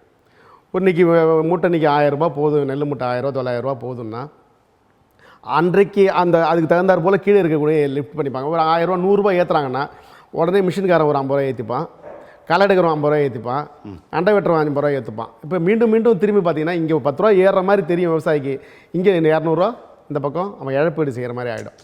ஆனால் அதே போல் பார்த்தீங்கன்னா உங்களுக்காக கொடுக்கக்கூடிய மானியங்கள் போய் பார்த்தீங்கன்னா இந்த விவசாயிக்கு அது நேரடியாக போய் சேரதே கிடையாது. அந்தந்த இடுபொருள்கள், இப்போ யூரியா எடுத்துங்க, அதுக்கு போய் மானியம் செய்கிறது. அடுத்து பார்த்தா டிராக்டராக இருந்தால் டிராக்டருக்கு மானியம் கொடுக்குறாங்க, எல்லாம் செய்கிறாங்க. எந்த வகையில் அது விவசாயிக்கு பிரயோஜனம்? என் நிலமை அதே தான் இருக்குது. எனக்கு 100 ரூபா வர வேண்டியது தான் 100 ரூபா தான் வந்துட்டுருக்கு. அந்த எக்ஸ்ட்ரா எதுவுமே கிடையாது. எவ்வளோ விவசாயிகளுக்கான மானியமாக தானே அறிவிக்கிறோம். மானியமாக அறிவிக்கிறோம். யாருக்கு போய் சேராங்க தெரியாமல் இருக்கா? விவசாயிக்கு சேர வேண்டிய அந்த மானியம் விவசாயிக்காக எந்த வகையிலும் போய் சேர்றது கிடையாது. விவசாயிக்கு இடையாக நிற்கக்கூடிய மானிய பொருட்கள் இருக்குது பாருங்கள், அதுக்கு போய் சேர்ந்துடுது. அவன் 10 ரூபா பொருள் 20 ரூபான்னு விற்று மானியம் போட்டு விட்டு அதில் 1008 கோல்மால் நடக்குது. 10 ரூபா பொருள் 20 ரூபா விற்கிறான். இப்போ டிராக்டர் வந்து பார்த்தீங்கன்னா அதோடைய ஒரு உற்பத்தி ஒரு யூரியாவே எடுத்துக்கங்க, உற்பத்தி பொருள் அதோடைய இது 100 ரூபா 150 ரூபா வருது. அவன் 400 ரூபா போட்டு மானியம் கொடுக்குற மாதிரி 100 ரூபா கொடுத்து மிச்சம் 300 ரூபாய்க்கு திரும்பி நம்மகிட்டே கொடுப்பான். ஆக மொத்தம் இங்கே சம்பாதிக்கிறது பார்த்தீங்கன்னா அந்த யூரியா விற்கிறவனும் டிராக்டர் விற்கிறவனும் இடுபொருள் விற்கிறவன் தான் சம்பாதிச்சிட்டு இருக்கான தவிர அந்த மானியம்லாம் அவங்களுக்கு போயிடுது நேரடியாக. விவசாயிக்கு என்ன பிரயோஜனம்? நாங்கள் கேட்குறது 1.25 கோடி பேர் விவசாயிகள் இருக்கா, 1.5 கோடி பேர்னு வச்சு அதிகபட்சம் வச்சுட்டா கூட நீ கொடுக்குறது 50,000 கோடி தர, இல்லை 1 லட்சம் கோடி தரன்னு வச்சுக்கோங்க. தலைக்கு நீ அழகாக 1 லட்ச ரூபா கொடுத்துட்டு போயிடலாமே, நேரடியாக எனக்கு வந்துருமே. நான் பார்த்து எந்த பொருளும் வாங்கிக்கிறேன். எந்த பொருளுமே மானியன்ற பேரில் பார்த்தீங்கன்னா தரமும் இருக்கிறது கிடையாது, குவாலிட்டி கிடையாது. அதில் அப்படி ஒவ்வொருவருக்கும் தனியாக கொடுக்கும். எல்லாருக்கும் தர முடியும், கண்டிப்பாக செய்யலாம். இது நினச்சா தான் தரல. நீங்கள் யாருக்கு தர முடியும்? என்கிட்ட விவசாயிட்டு கொடுத்தா நீ என்கிட்ட திரும்பி கமிஷன் கேட்க முடியாது. ஆனால் மானியமாக கொடுத்துட்டீங்கன்னா நீங்கள் அங்கேருந்து கமிஷன் வாங்கிக்க முடியும். டிராக்டருக்கு நீங்கள் மானியமாக கொடுத்தீங்கன்னா கமிஷன் வாங்கிக்க முடியும். யூரியா கம்பெனி நீங்கள் மானியம் கொடுத்தீங்கன்னா கமிஷன் வாங்கிக்க முடியும். ஆனால் என்கிட்ட கொடுத்தா கமிஷன் வாங்க முடியுமா? ஆனால் இங்கே விவசாயிகள் பேரில் மானியன்ற வருதே தவிர விவசாயிக்கு 1 ரூபாய்க்கு பிரயோஜனம் கிடையாது. எந்த வகையில் பிரயோஜனம் நீங்கள் சொல்லுங்கள். இந்த வேளாண் தனி பட்ஜெட்டாக போகுது, அது எல்லாமே இருக்குது. ஆனாலும் இம்ப்ளிமெண்டேஷனில் சரியாக இல்லை. அதோடைய பொருட்களுக்கு போய் அதோடைய எல்லாம் சேருது, மானியம் சேருது, அவர்கள் தான் சம்பாதிச்சுக்கிறாங்க. விவசாயி என் நோக்கம் என்ன? நீங்கள் விவசாயத்துக்கு போகிறது எனக்கு சேரும் தானே பண்ணுறீங்க, எனக்கு சேரலையே. அப்போ எங்கே இருக்குது அந்த பிரச்சனை? அதை நம்ம ஆய்வு செய்யணுமா இல்லையா? எனக்கு எந்த வகையில் சேருது? நீ ஒரு 10 ரூபா பாட்டில் வந்து நீ 20 ரூபா ஏற்றி 10 ரூபா நான் மானியம் தரேன், மீண்டும் 10 ரூபாய்க்கே வாங்கிக்கன்னு சொல்கிறேன். நான் மீண்டும் 10 ரூபா கொடுத்து தான் வாங்கிட்டு இருக்கேன் அந்த பொருளை. அதுக்கு நீ நேரடியாக எவ்வளோ தொகை நீ போடுறியோ, ஆண்டுதோறும் போடுறியோ, 50,000 கோடியா 1 லட்சம் கோடியா, என் அக்கௌண்ட்டுக்கு நீ நேராக பணத்தை போட்டுரு. நான் அந்த 10 ரூபாய்க்கே வாங்கிக்கிறேன், எனக்கு மானியன்ற பேரில் என்னை ஏமாத்தாது. இதுதான் 100க்கு 100 உண்மை. நீங்கள் நடைமுறை சிக்கல் இதுதான் இருக்குது. எனக்கு என்ன பிரயோஜனம்? டைரெக்டாக என் விவசாயின்ற பேரில் மானியம் நடக்குது, எனக்கு 1 ரூபா இல்லை. என்ன சார்ந்து இருக்கின்ற அனைத்து தொழிலுக்கும் கிடைக்குது. டிராக்டர் கம்பெனிக்கோ, யூரியா கம்பெனிக்கோ, அந்த மருந்து அடிக்கிற மிஷினுக்கோ, மருந்து தயாரிப்பாளருக்கோ எல்லாருக்கும் போய் சேருது. எனக்கு என்ன கிடைக்குது? அவன் என்ன பண்ணுறான் மானியக்காரன் இன்றைக்கி விற்க வேண்டிய 100 ரூபாய்க்கு வேண்டிய பொருளை 200 ஏற்றி 100 ரூபா மானியம் மீண்டும் 100 ரூபாய்க்கு வாங்கிக்க. துறை சார்ந்த அமைச்சர் இது தெரியாமல் இருக்கிறாரோ? எல்லாருக்கும் தெரியும். இதே தான் நான் பழைய மாதிரி சொன்ன மாதிரி அந்த அதிகாரிகள் திருதாத வரை அமைச்சர்களுக்கு விஷயம் புரியாது. அமைச்சர்களுக்கு விஷயம் புரியாத வரை இது நடைமுறைக்கு அமைச்சர்களுக்கு தெரியாது, முதலமைச்சருக்கு தெரியாதுன்ற வாதம் தான் ஏற்படுதா? நீங்க அதிகாரிகள், அதாவது அதிகாரிகள் நம்ம உண்மையை பேசணும்னா அதிகாரிகள் தவறு செய்கிறார்கள் என்பது அது ஒரு வாதத்தை கொண்டால் கூட அதிகாரி சொல்லாமல் அமைச்சருக்கு தெரியாது, அமைச்சர்கள் சொல்லாமல் முதலமைச்சருக்கு தெரியாதுன்ற இது ஏற்படுதா? 100% அவர்கள் தெரிந்திருக்க வேண்டும். 100% இவர்கள் வந்து இதில் நடக்குது ஊழல் தான். உண்மையை சொல்லப்போனால் இதுதான் நடக்குது. எனக்கு கமிஷன் கிடச்சா போதுன்ற கான்செப்ட் வந்தாச்சு. எனக்கு சிஸ்டம் நான் சொன்ன பாருங்க, இந்த சிஸ்டம்னா மாறவே மாட்டானுங்க அதிகாரிகள். இவனுக்கு மாட்டு சிஸ்டம் வைக்கிறதுக்கு இவனுக்கு யோக்கியதை கிடையாது. இவனுக்கு கமிஷன் பேஸில் இவன் பாட்டுக்கு அந்த கமிஷனை மட்டும் தான் பார்க்குறான். உண்மையாகவே இவர்கள் அதிகாரியாக இருந்தால், உண்மையாகவே அமைச்சராக இருந்தால் கண்டிப்பாக இதை மாற்று அமைக்கணும். ஒரு ஸ்ட்ராட்டஜின்னு சொல்லுவோம். அந்த சூழலுக்கு தகுந்த முடிவு எடுக்கணும். நம்ம ஒரே சூழல் அன்றைக்கு நான் இப்போ சொன்ன என்எல்சிக்கு சொன்ன கதை அன்றைக்கு அது சரி, இன்றைக்கி சரியா? அதே போல் இன்றைக்கு நீ மானியம் தர, எனக்கு தானே தர, விவசாயி தானே தர, எனக்கு அது வந்து சேரலையே. ஒரு மாற்று திட்டம் வேணும், உருவாக்கப்பட வேணும். ஆனால் இல்லை, நூல் பிடிச்ச மாதிரி திட்டமே நான் வந்து எனக்குன்னு தரேன்னு சொல்லிவிட்டு யாருக்கோ தர, நீ எனக்குன்னு தர, ஆனால் எனக்கு வந்து சேரலையே, நான் என்ன பண்ணுவேன்? அப்போ எனக்கு எதுக்கு இந்த திட்டம் வேண்டான்ற? நான் காசு கொடுத்துவேன். இந்த பொருள் நீங்கள் நல்லா புரிஞ்சுக்கணும். மானியம் தரக்கூடிய பொருள் வந்து அதோட குவாலிட்டியும் கிடையாது. வேல்யூவை சேர்த்து போட்டு அந்த மானியத்தை கிளைம் பண்ணுறதுக்கு அவன் மானியத்தை கிளைம் பண்ணிக்கிறான். ஒரு 100 ரூபா பொருளை 200 ரூபா விற்கிறான். அது 100 ரூபா மானியத்தையும் கொடுத்துட்றான். கமிஷன் அமைச்சருக்கு போகுது, எல்லாருக்கும் போகுது. நம்ம யாருன்னு சொல்ல வேண்டாம், எல்லாருக்கும் போகுது கமிஷனு. எனக்கு என்ன கிடச்சிது விவசாயிக்கு? எதுவுமே இல்லையே. அப்போ இந்த திட்டம் எதுக்கு? அப்போ இந்த திட்டம் வந்து 0 தானே. இந்த திட்டமே வேணான்ற. நீ வேணாம், என் பேரில் நீ விவசாயி நீ பண்ணாத, விட்டுட்டு போ, நான் போய் வாங்கிக்கிறேன். என்னை வச்சுட்டு நீ வாழாத, நான் தான் என்ன கடைசி வரைக்கும் வாழ முடியல, நீ என்னை வச்சு வாழ்ந்துட்டுருக்க. ஆனால் இது வந்து உண்மையிலே ஃபோர்ஜரி திட்டம் தான். இது மானியம் என்பது வந்து மிக மிக மிக ஃபோர்ஜரியான திட்டம். இந்த வேளாண் தனி பட்ஜெட் அப்படின்றது கண் துடைப்பு தான். மாற்றியே ஆகணும். அதில் நீங்கள் ஒரு படிக்க சொல்லுங்களேன். அன்றைக்கி ஒரு டிவியில் பார்த்துருப்பீங்க, முதலமைச்சர் ஒருத்தர் கேள்வி கேட்குறாரு. உடனே முதலமைச்சர் பார்த்து துறை சார்ந்த மந்திரிக்கு வாங்கன்ட்டார். எம்ஆர்கே கூப்பிட்றாங்க. அவர் என்ன கேள்வினே தெரியல. அப்போ அதில் என்ன இருக்குன்ற விஷயம் முழுமையாக அவங்க ஸ்டடி டிவியில் நம்ம நேராக பார்த்த விஷயம் ஒரு செய்தியில் நம்ம பார்க்க முடிஞ்சுது. அதனால் ஒரு திட்டங்களை வந்து பிளைண்டாக ஒரு அதிகாரிகள் தான் ஃபைல் பண்ணி தர, அவர்கள் மாற்ற முடிஞ்சால் தான் செய்ய முடியும். விவசாயிகளுக்கு நேரடியாக இதனால் என்ன பயன் சொல்லுங்கள்? இல்லை, நீ இருக்குன்னு சொல்லுங்கள். எனக்கு 100 ரூபா கிடைக்க வேண்டியதாக கிடச்சிட்ருக்கு. இந்த மானியத்தால் எனக்கு என்ன கிடச்சிதுன்னா ஒன்றும் இல்லை. நான் 100 ரூபா டிராக்டர் உண்மையாக உற்பத்தி வேலை 100 ரூபா, விற்பனை வேலை 100 ரூபான்னா எனக்கு அது 80 ரூபாய் கிடச்சா நான் சந்தோஷப்படுவேன். நீங்கள் அதை 100 ரூபாய் 200 ரூபாய்க்கு நான் மானியம் 100 ரூபா தரேன்னு சொல்லிவிட்டு மீண்டும் எனக்கு 100 ரூபா கொடுக்குறது எதுக்கு இந்த திட்டம்? நீட் விவகாரம் இந்த ஆட்சி வந்தபோது நீட் ஒழிப்பிற்கான ரகசியம் எங்களிடம் இருக்கிறதுன்னு துணை முதலமைச்சர் சொன்னார். அன்று முதல் இன்று வரை அந்த நீட் விவகாரம் ஒரு பெரிய அதிருப்திகளை உருவாக்கி இருக்கிறது. தற்போது நடந்து முடிந்திருக்கின்ற நீட் இப்போது கூட சில உயிர்களை பலி வாங்கி இருக்கிறது. இந்த நீட் தேர்வு தொடர்ந்து திரு வேல்முருகன் பதிவு செய்து வருகிறார். காத்திரமாக தன் கருத்துக்களை கோரிக்கையில் முன்வைத்து வருகிறார். ஆனால் எந்த மாற்றம் நிகழ்ந்த பாடில்லை. இன்னும் அடுத்து மத்திய அரசு தடை போடுகிறது அப்படின்னு கூட நேற்றுக்கு அந்த துறை சார்ந்த அமைச்சர் மாசு சொல்கிறார். இதையே இன்னும் எவ்வளோ காலத்துக்கு சொல்லிக்கொண்டே இருப்பீர்கள் அப்படின்றது தான் மாணவ சமுதாயத்தில் ஒரு அதிருப்தி உருவாதுன்னு நம்மளால் உணர முடியுது. என்ன எப்படி தான் பார்க்கலாம் இந்த விவகாரத்தில்? நம்ம நீட்டை பொறுத்த வரைக்கும் ஒரு எக்ஸாம்ன்றது எல்லாத்துக்குமே தேவை. ஒரு என்ட்ரன்ஸ் எக்ஸாம்ன்றது அனைத்துக்குமே தேவை. அது சரியாக நடக்குதா? அதை நடத்தக்கூடிய ஏஜென்சி சரியாக நடத்துதா? அதில் அதை கவர்மெண்ட்டோட இன்வால்மெண்ட் இருக்கா? அல்லது மற்ற நிர்வாகத்துடைய அதில் குறுக்கீடுகள் இருக்கான்றது. இந்த தேர்வு கூட நிறைய முறைகேடு இருக்குது. எல்லாத்துலேயுமே நாடு முழுமைக்கு எல்லாவற்றிலுமே இருக்குது, குறுக்கீடுகள் இருக்குது. நீட் எக்ஸாம் நடத்தணும் வேணான்றது அது அடுத்த கட்டம். அது எப்போ முடிவாவதோ ஆகட்டும். இன்றைக்கி அது மத்திய அரசோ அல்லது மாநில அரசோ முடிவு பண்ணட்டும். ஆனால் அது மூலமாக நடக்கக்கூடிய கேடுகள், அது மூலமாக நடக்கக்கூடிய வக்கிரமம். இப்போ நம்ம குழந்தைகள் போகிறாங்க, உள்ள எக்ஸாம் எழுத போகிறாங்க, அவங்க தாலியை கழட்ட சொல்கிறான், இந்த பட்டனை கழட்ட சொல்கிறான், என்னென்ன தோடை கழட்ட சொல்கிறான். இது ஒரு பண்பாட்டு சிதைவு. மன ரீதியாக அந்த குழந்தைகளை உள்ள எக்ஸாம் போகிறதுக்கு முன்னாடி தடுக்கிறான். மன ரீதியாக அவர்களை தடுக்கிறான். அவர் எழுதக்கூடாதுன்றதுக்காக தடுக்கிறானா, அல்லது மார்க்கை குறைக்கணுன்றது தடுக்கிறானா, இல்லை உண்மையிலே நீட்டுனாலே நீ வரக்கூடாதுன்னு தடுக்கிறானா? இதை யார் தடுக்கிறா? இது நம்ம மாநிலத்தில் மட்டும்தான் அந்த பிரச்சனை நடக்குதா? மற்ற மாநிலங்களில் இந்த நெருக்கடி இல்லைன்றது இதுதான் எனக்கு அதுதான் ஒரு பெரிய கேள்வி. நம்முடைய மாநிலத்தில் மட்டும்தான் இது நடக்குதா? மற்ற மாநிலத்தில் நடக்குதா? மற்ற மாநிலத்தில் இன்றைக்கி சில பார்க்குறோம், ஊடகங்களில் பார்க்குறோம், அவன் சப்போர்ட் பண்ணுறான். பொய்யான இதை விட இப்போ எல்லாமே வெளியில் கொடுக்குறான், அவன் எல்லாத்தையுமே அவனுக்கு வந்து சப்போர்ட் பண்ணி குழந்தைகளை வந்து ஒரு இல்லீகலாக அவங்கள ப்ரொமோட் பண்ணுறான், அவங்கள பாஸ் பண்ணுறதுக்கு சப்போர்ட் பண்ணுறான். ஆனால் நம்ம தமிழகத்தில் மட்டும் இது ஏன் இப்படிலாம் ஒரு தடைகள் வருது? இது யார் பண்ணுறா? இது ஏஜென்சி தான் பண்ணுதா? இது அது சம்மந்தப்பட்ட ஏஜென்சி சரியாக நடத்துகிறாங்களான்றது பெரிய கேள்வியாக இருக்குது.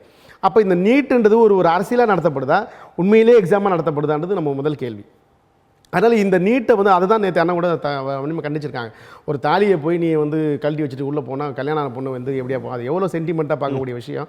நீ வந்து இப்போ வந்து நீட்டை எதிர்க்கிறியா, இல்லை எங்களுடைய சமுதாயத்தை எதிர்க்கிறியா, அல்லது இந்த மக்களுடைய உணர்வை எதிர்க்கிறியா, பண்பாட்டை எதிர்க்கிறியா, அப்படிலாம் பல கேள்விகள் தோணுது. அப்போ இந்த நீட்டை வச்சு இவ்வளோ அரசியல் நடக்குது. ஆனால் இது யார் பின்புலம்ன்றது நம்ம வந்து கண்டறிய வேண்டும். சில விஷயங்கள் நம்ம வந்து கண்டிப்பாக பார்க்கணும். ஆனால் நம்ம மாநிலத்தில் மட்டும் தான் இந்த அளவுக்கு நடக்குது, மற்ற மாநிலத்தில் இல்லை. அப்போ யாருடைய குறை? ஒப்பீட்டளவில் கர்நாடக கேரளாவில் இவ்வளோ நெருக்கடி இல்லைன்றதான் நேற்று கூட வந்து இருக்கு. அப்போ நம்ம இது யாருடைய குறை? அப்போ யாரை கேட்கணும்? இதை இந்த குறையை தவிர்க்க வேண்டியது யாரோட கடமை? ஒரு சின்ன பெண் குழந்தைய வந்து பெண் பிள்ளை எழுத போகிறா, அவளை ஜென்ஸ் வந்து டெஸ்ட் பண்ணுறான். அவள் சரியாக அந்த அது செய்யலாமா? அந்த அப்படி நீ டெஸ்ட் பண்ணி வச்சா ஆவரேஜாக ஒரு நல்ல ரூமில் அனுப்பு, அவங்க என்னென்ன மாதிரி செக் பண்ணலாம். ஒரு பிட்டு எடுத்து போகிறாங்கன்னா நீ செக் பண்ணலாம், தப்பு கிடையாது. அதுக்கு தகுந்த பெண்கள் இருக்கணும், ஆண்களுக்கு ஆண்கள் இருக்கணும். அதுவாக இருக்கணும்ல. கேட்பதற்கு ஆளில் என்று ஆட்டம் போடுகிறார். அப்போ யார் கேட்கணும்? கேட்காத அமைதியாக இருக்காங்கன்னா அப்போ நீட்டை வந்து ஒரு புறக்கணிக்கணும்னு இருக்கிறவங்க அமைதியாக இருக்கலாம்ல. அப்போ இது ஏதோ ஒரு அரசியல் பெரிய அளவில் இதில் நடந்துட்டு தொடர்ந்து பாதிக்கப்படுறது மக்கள் தான், பெரும் பாதிப்பு. தமிழகம் இந்த பின்னணியில் தமிழகத்தில் பெரும் பாதிப்பு. மாணவர்கள் 32 உயிர்களை இது வரைக்கும் நமக்கு வாங்கி இருக்கிறது. உண்மைதான். நேற்று கூட ஒரு பெண் பிள்ளை இறந்திருக்கிறார். உண்மை. நம்ம இது சாதாரணமாக அனிதாவில் ஆரம்பித்த போது நமக்கு வந்து அவ்வளோ வெகுண்டு எடுந்தோம்.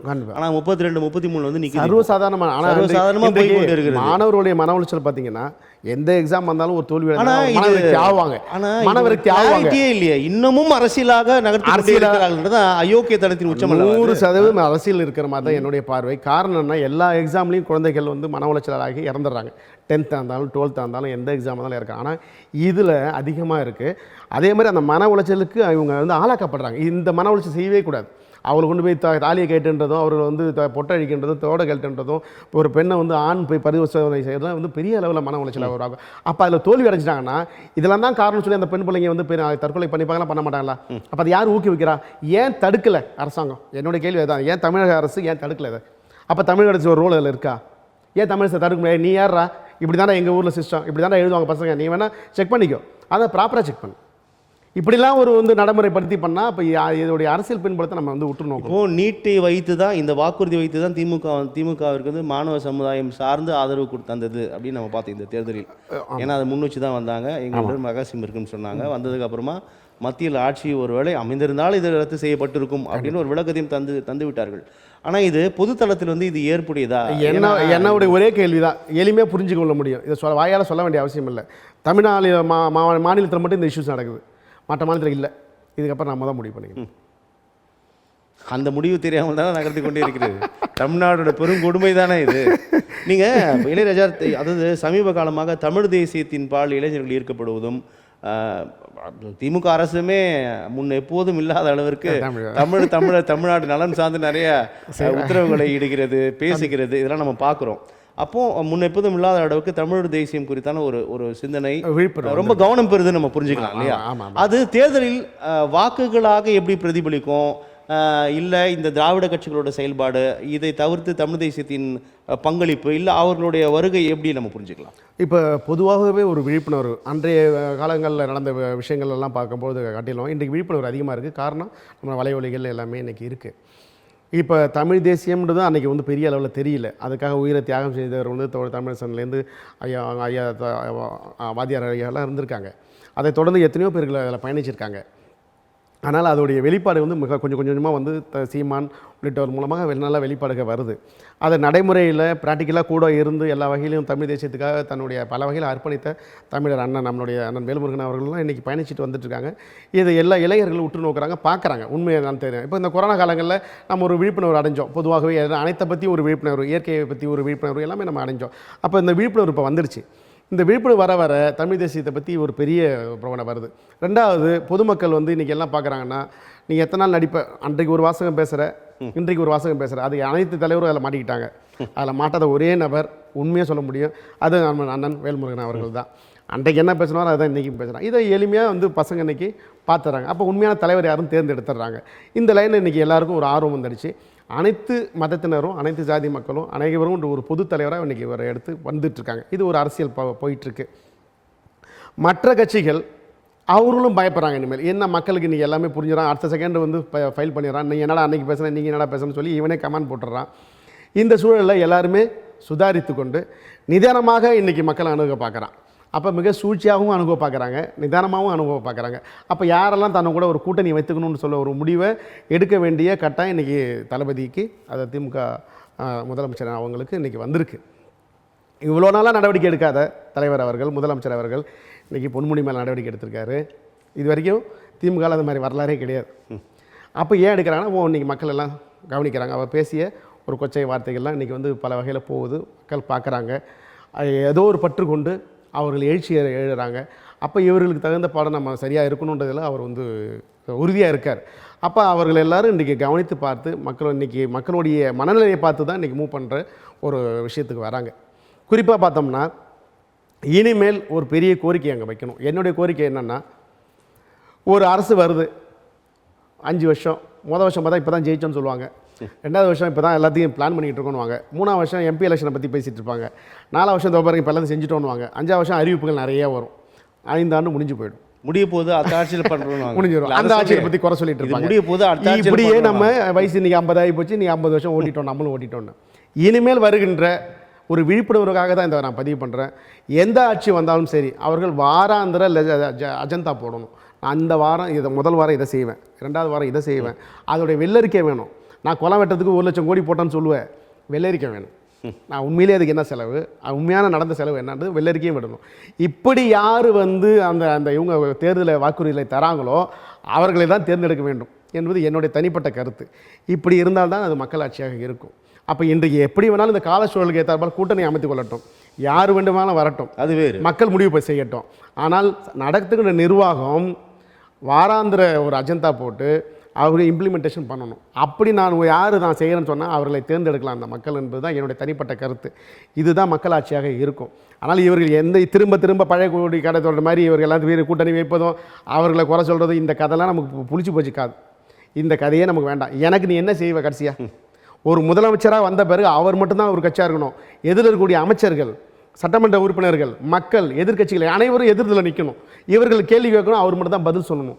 இந்த ஒரு சிஸ்டம் இருந்தால்தான் நம்மளுடைய நாடு வளர்ச்சி பெறும். மீனவர்கள் பிரச்சனை, அதாவது நீங்கள் தொடர்ந்து கொண்டு இருக்கக்கூடிய மிக முக்கியமான பிரச்சனைகளுள் இந்த மீனவர்கள் பிரச்சனையும் முதன்மையானது. நேற்று கூட பிரதமருக்கு முதலமைச்சர் கடிதம் எழுதியிருக்கிறார், மீனவர்கள் காக்கப்பட வேண்டும் என்று.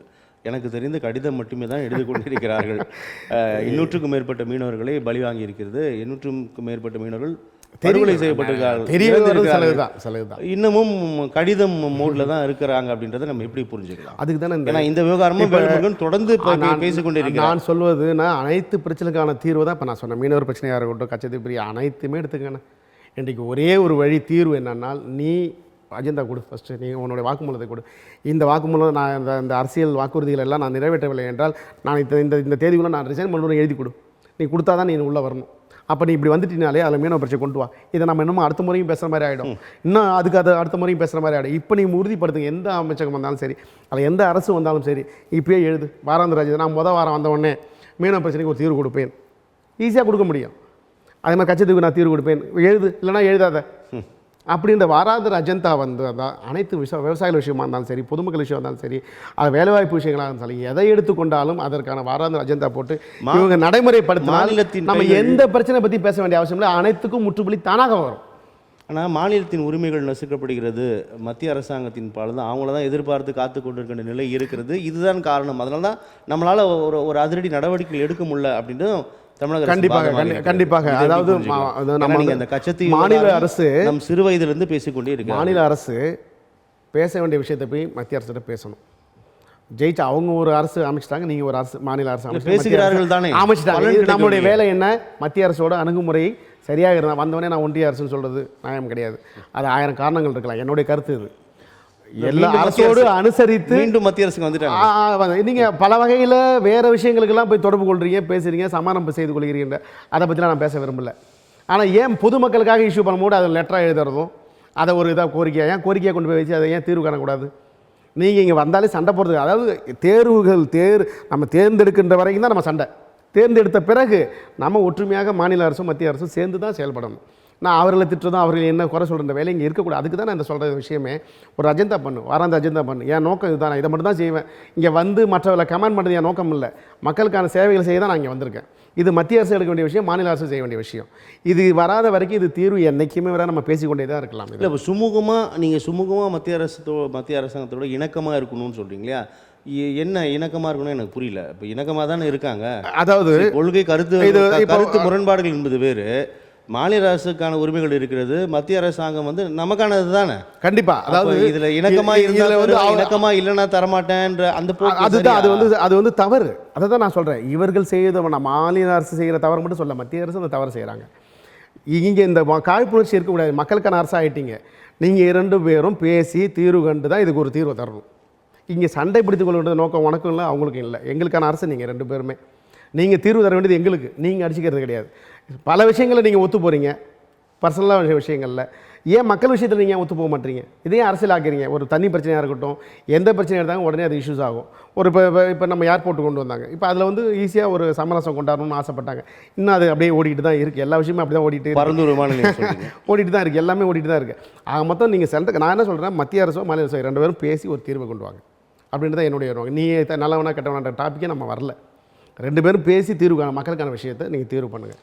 இல்லை என்றால் நீங்கள் இதை அப்போ ரிட்டர்ன் பண்ணுங்கள். நாங்கள் இதெல்லாம் தேர்வு பண்ணிட்டோம், நாங்கள் இதெல்லாம் செய்தோம், நாங்கள் எங்கள் கோரிக்கையெல்லாம் வச்சோம், அவங்க ஒத்துக்க மாட்டா, நீ ரிட்டனாக கொடு. இவையெல்லாம் இப்போ ஆலோசனை பண்ணணும்னு நம்ம சொல்கிறோம். நீங்கள் இப்போ இணக்கமாக போங்க, சுமூகமாக போங்கன்னா நம்மளோட கோரிக்கைகள் ஒரு எதிர்பார்ப்பாக சொல்கிறோம். ஆனால் தேர்தல் வாக்குறுதிகள் அப்படின்றது மிக முக்கியமான விஷயம். அந்த தேர்தல் வாக்குறுதிகள் போகிற போக்கெல்லாம் சொல்ல முடியாது. கலந்து ஆலோசித்து எது சாத்தியம் எது சாத்தியமில்லை, இது பண்ண முடியுமா பண்ண முடியாதான்றதெல்லாம் ஒரு ஆய்வுக்கு உட்படுத்தப்பட்டு தான் தேர்தல் வாக்குறுதிகள் தர வேண்டும். ஆனால் தேர்தல் வாக்குறுதிகள் கூட சரிவர செயல்பட முடியல. அதுக்கு தான் ஆட்சி முடியும் தருவாயில் நாங்கள் வந்து 90% முடிச்சிருக்கோம், அதுக்கு தான் முடியறதுக்குள்ள சரி அதுதான் நான் முன்னாடியே சொன்னேன். எப்படி இந்த பெட்ரோல் விலை நீங்கள் எப்போ குறைப்பீங்கன்னு கேட்டதுக்கு நான் ஒன்று டேட் சொல்லியேன்னு சொன்னார் ஒரு அமைச்சர். உங்களுக்கு தெரியும் பெட்ரோல் விலை எப்போ குறைப்பீங்கன்னு கேட்டதுக்கு ஏதாவது இதில் எழுதிருக்கீங்களே, நீங்கள் தான் வாக்குறுதியில் கொடுத்துருக்கீங்களே, எப்போ குறைப்பீங்கன்னு கேட்டது நாங்கள் ஒன்றும் அது டேட்லாம் சொல்லியே 5ஆவது மாதம் கடைசி மாதம் கூட சொல்லுவோன்ற மாதிரி ஒரு கமெண்ட் கொடுக்கும்போது எவ்வளோ வேதனையாக இருக்குது. எவ்வளோ பொறுப்பற்ற பதில் இல்லையா? அதுக்கு தான் நான் சொல்கிறது, நீ எந்த விஷயத்தை இந்த முதல் வாரம் நீ செய்வேன், 2ஆவது வாரம் எந்த செய்வேன், 3ஆவது வாரம் எதை செய்வேன். சில விஷயங்களை நம்ம தொடர்ந்து 6 மாத காலம் கடத்துகின்ற விஷயமும் இருக்குது. அது 3ஆம் மாதம் செய்வேன், 6ஆம் வருஷம் முதலாம் ஆண்டு செய்வியா, 2ஆம் ஆண்டு செய்வியான்னு சொல்லி நீ வெள்ளரிக்கை அதை போட்டு வெள்ளரிக்கையும் கொடுக்கணும். அதை செஞ்ச விஷயத்தை நீ கொடுத்தனால அந்த அரசு சரியாக இருக்கும். இல்லைனா இது ஏமாற்றுகின்ற விஷயம் தான், நம்ம கடைசி வரைக்கும் ஏமாந்துட்டு தான் இருக்கலாம். இப்போ இப்படி தான் போயிட்டுருக்கு. நீங்கள் அதான் 21 புதிய அரசு வந்தது, புதிய முதலமைச்சர் வந்தார்ன்ற பெரும் எதிர்பார்ப்பு இருந்தது. அடுத்த சட்டமன்ற தேர்தலை இன்னும் சில மாதங்களில் எதிர்கொள்ள போகிறோம். ஆனால் இங்கே ஆட்சிகள் திரும்பி இப்படியே தான் போகும். காட்சிகள் என்னுடைய நோக்கம் தான், இதுதான் பதிவு பண்ணணும்னு சொல்கிறேன் நான்.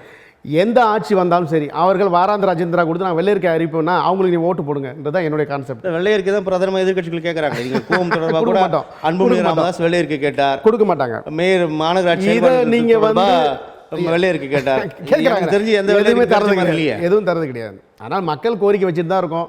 அது செவி சாக்கின்ற வேறு அரசு அதை செவி சாக்கிப்பதே இல்லை. நம்ம நிலைமை இப்படியே தான் இருக்குது. 2026 இந்த திமுக ஆட்சியோட பார்ட் 2 அப்படின்னு முதலமைச்சர் பெரும் நம்பிக்கை தெரிவிக்கிறார். ஏன் மீண்டும் இந்த கூட்டணிக்கு இல்லை, ஏன் மீண்டும் மக்கள் திமுக தேர்ந்தெடுக்க வேணும்னு நினைக்கிறீங்க? அது வந்து பாஜக மேலே இருக்கக்கூடிய ஒரு எதிர்ப்பு. அவர்கள் வந்து பார்த்திங்கன்னா இந்த மதவாதத்தை வந்து முன்னிறுத்துகின்றார்கள். அதில் வந்து மன ரீதியாக யாரையும் ஒரு ஜாதியை வச்சு திட்டும் போது ஒரு மன ரீதியான ஒரு வேதனை வரும், ஒரு மதத்தை வச்சு திட்டம்போது ஒரு மன ரீதியான ஒரு காழ்ப்புணர்ச்சி வரும். அந்த அடிப்படையில் பார்த்தீங்கன்னா நீங்கள் சிறுபான்மையினர்கள் எல்லாம் பார்த்திங்கன்னா பல வகையில் பாதிக்கப்படுறாங்க, குறிப்பாக வந்து மத்திய அரசால். அப்போ அவர்களுடைய எதிர்ப்பை காட்டுவதற்காக இன்றைக்கு திமுகவோடு அவங்க கை கோர்க்கின்ற ஒரு கட்டாய சூழ்நிலை தான். அது அண்ணன் திருமாவளவனும் சரி, நம்ம வேலுமுருகன் எல்லாருமே அதை ஏற்றுக்கொள்கிறாங்க. ஸோ இப்போ அதில் வந்து இந்த மக்களுக்கு கொடுத்த வாக்குறுதிகள், இங்கே நலத்திட்டங்கள் எல்லாமே பின்னுக்கு தள்ளப்பட்டு விடும் சொல்கிறீங்களா? பாஜக என்ற ஒற்றை எதிர்ப்பில் மீண்டும் ஆட்சி பிடித்துவிடுவார்கள் அப்படின்னு அந்த இது நம்பிக்கையா? கண்டிப்பாக அதுக்கான இது எதிர்ப்பு வந்து அதிகமாக இருக்குது. கண்டிப்பாக வந்து திமுக ஆட்சியை பிடிக்கும். ஆனால் இதில் விஜயோடைய ரோல் இருக்குது.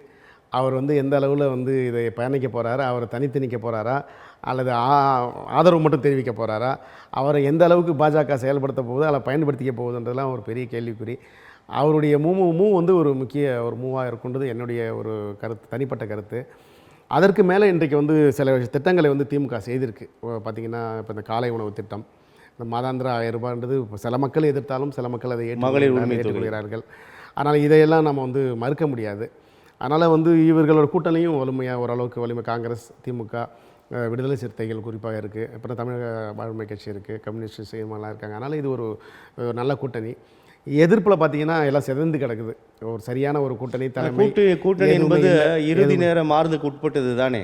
கண்டிப்பாக அது என்ன வேணாலும் நெருக்கத்தில் என்ன ஆனால் வந்து நடக்கலாம் அல்லவா. இங்கே இருப்பவர்கள் இப்போ ஒரு தெளிவடைந்திருக்கா. திமுக கூட்டணியில் இருக்கிற அனைவருமே ஓரளவுக்கு ஏனென்றால் பாஜக நிமித்தமாக. அது காரணம் அது. சரி, இந்த நிலையில தான் அதிமுக பாஜக கூட்டணி உறுதியா இருக்கு.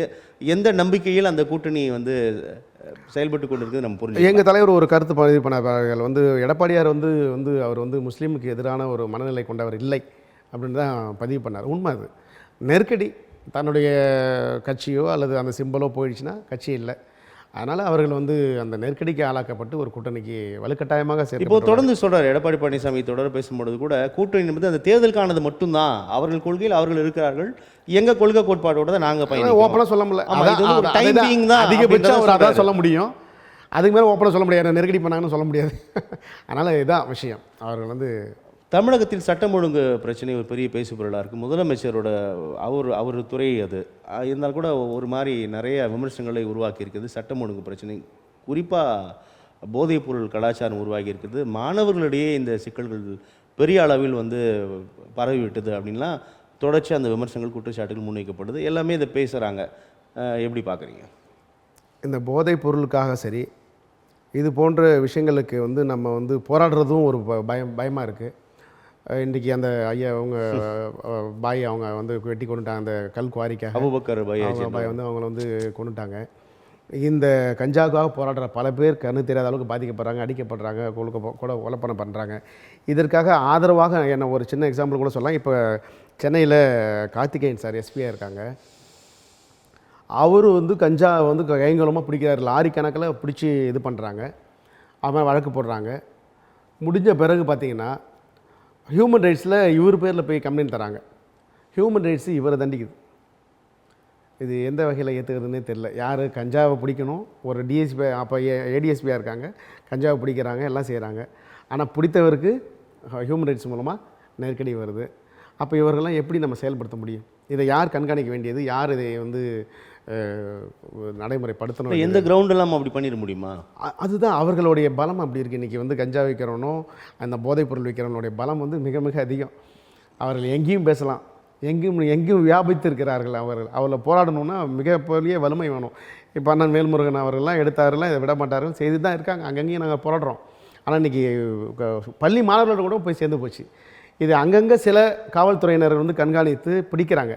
ஆனால் ஏகத்துக்கும் இல்லை. அது வந்து சட்டம் ஒழுங்குன்றது டாஸ்மாக் பிரச்சனை பேசிட்டு இருக்கிறோம். மதுக்கடைகளை குறைக்கணுன்ற ஒரு கோரிக்கை தொடர்ந்து இருக்குது. ஆனால் அது எல்லாமே கோரிக்கையாக தான் இருக்குது. ஆனால் நடைமுறை பார்த்தீங்கன்னா கஞ்சா மாத்திரைகள் போன்றவை வந்து வந்துருச்சு, குழந்தைகளுக்கு போயிடுச்சு. இன்னைக்கு பள்ளி குழந்தைகள் பயன்படுத்துறாங்க. முன்னர் இப்படிலாம் இல்லைன்றது இல்லை, அது முன்னாடி இல்லை. அப்போ இதை வந்து பாதுகாக்க வேண்டியது வந்து முதல்வர் அவர்கள் தான். ஏன் அவர் நடைமுறை எடுக்க மாட்டாருன்னு தெரியல. ஒரு சின்ன எக்ஸாம்பிள், அன்றைக்கி ஒரு பதிவு பார்த்தேன். ஒரு இத்தனை கார்கள் உற்பத்தி பண்ண வேண்டும் என்பது தான் ஜப்பானுடைய தீர்மானமாக இருக்கும். அதுபோல் ஒரு நாட்டுக்கும் ஒரு கோரிக்கைகள் இருக்கும், ஒரு தீர்மானங்கள் நிறைவேற்றுவாங்க. இப்படிலாம் சக்ஸஸ் பண்ணணும்னு சொல்லி. நம்ம நாடு வந்து இன்றைக்கி இவ்வளோ டாஸ்மார்க்கு இதில் தயார் பண்ணணும்னு சொல்லி விற்பனை இலக்கு வைத்து செயல்படும்போது ரொம்ப வேதனையாக இருக்குன்றாங்க. அது எப்படி எடுத்துக்கிறதுனே நமக்கு தெரியல. இதுதான் அழகாக ஒரு பதிவு பண்ணாங்க. இப்போ இந்த மாதிரி விஷயங்களை வந்து போதைப் பொருளுக்கு வந்து நம்ம மக்கள் அடிமையாகிறத வந்து இவங்க என்கரேஜ் பண்ணுறாங்கன்றது தான் வந்து நேரடியான குற்றச்சாட்டு தான். ஒரு சமுதாயத்தை சீரழித்து விடும் அல்லவா? இதை உணராமல் இருப்பது கண்டிப்பாக ஆபத்தம்ல ஒரு ஆட்சியாளர்கள். அதுதான் அவர்கள் வந்து ஒரு அப்பா என்று தன்னை அழைக்க வேண்டும் என்று ஆசைப்படுகிறார். அவர் உண்மையாக அப்பாவாக இருக்க வேண்டும் என்று தான் என்னுடைய கோரிக்கை. மக்கள் நல அரசு என்றால் என்ன என்பதற்கான அர்த்தம் தெரிய வேண்டும் அல்லவா ஒரு அரசு? என்னுடைய கோரிக்கை. நான் இன்னொன்று வந்து இந்த காலை உணவு திட்டத்தில் வந்து அவர் ரொம்ப அதை மதித்தோம்.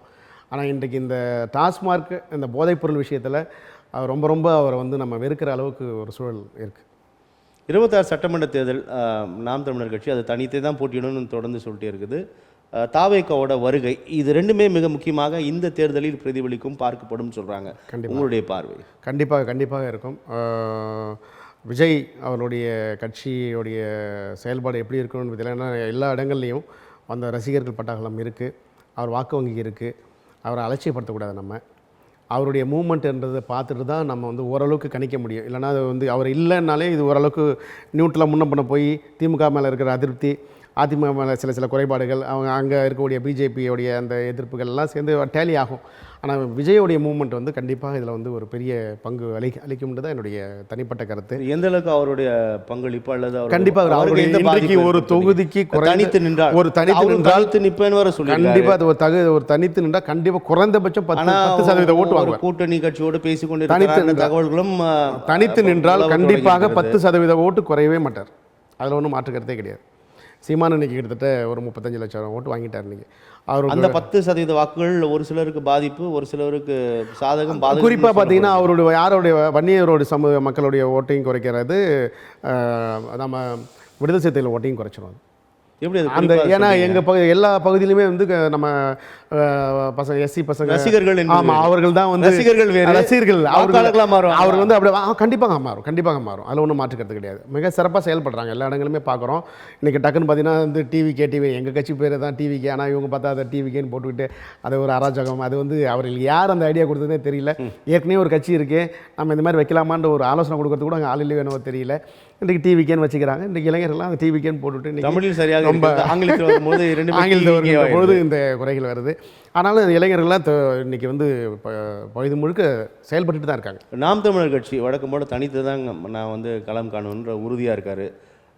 இந்த தேர்தலில் அவருடைய ரோல் எப்படி இருக்குன்னு நம்ம யோசிக்கலாம். அவருடைய வாக்கு வங்கி அதாவது வெகு ரொம்ப அற்பமாக குறையறதுக்கு வாய்ப்பு இருக்குது.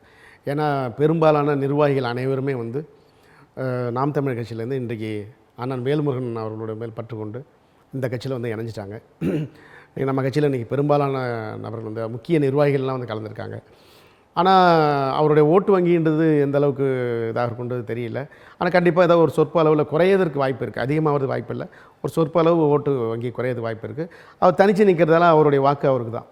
தமிழக ஆடு உரிமை கட்சி திமுக சின்னத்தில் போட்டியிட்ட போது கடுமையான விமர்சனங்கள், அதாவது தாவாக்கா திமுக இணைந்த போதே அவரை ஆதரித்தார்கள். அவருடைய நலம் விரும்புகளாமல் கடுமையான எதிர்ப்பை பதிவு செய்தார்கள். உங்களுக்கும் திமுகவுக்குமா அப்படின்லாம் பேசினாங்க. அதை கடந்து அவர் நேரம் வென்று விட்டார். இப்போதும் சமரசம் இல்லாமல் கோரிக்கைகளை முன்வைத்து வருகிறார். மகிழ்ச்சி. 2026 பயணம் எப்படி இருக்கும்னு புரிஞ்சுக்கலாம். இதே போல தான் இருக்கும். அதில் ஒன்றும் மாற்றம் இல்லை. கூடுதலாக அண்ணன் அவர்கள் சீட்டுகள் கேட்பதற்கு வாய்ப்புகள் இருக்குது. ஏன்னா இன்றைக்கி பன்மடங்கு இன்றைக்கு கட்சி வளர்ந்துருக்கு. அனைத்து இடங்கள்லையும் வந்து கட்டமைப்பு உருவாக்கப்பட்டு இருக்குது. விருதாச்சலம் பகுதியில் கூட இன்றைக்கி நாங்கள் சிறப்பாக கட்டமைப்பு அறிவழகன் தலைமையில் இன்றைக்கி சிறப்பாக பண்ணியிருக்கோம். அதனால் வந்து சீட்டுகள் அதிகமாக கேட்பதற்கு வாய்ப்பு இருக்குது. திமுக சின்னத்தில் தான் இருக்கும் வாய்ப்பு இருக்குது. தனி சின்னத்தில் தலைவர் தான் எடுக்கணும் முடிவு. அது அவர் எந்த லெவலில் முடிவு எடுத்திருக்காங்கன்னு தெரியல. தனி சின்னத்தில் நின்றால் மரியாதை நல்லது. நாளைக்கு இன்னும் இந்த மாதிரி கவுண்டர் இருக்காது. ஆனால் திமுக சின்னமே வந்து அவங்களுடைய பாரம்பரியத்தில் இருந்தவர்கள் மூலமாக கொடுக்கப்பட்டது தான் திமுக சின்னமே. அதுதான் அண்ணன் பதிவு பண்ணியிருப்பாங்க ஒரு விஷயத்தில். அதனால் வந்து கண்டிப்பாக வந்து தனி சின்னம் கொடுத்தால் ரொம்ப நல்லது.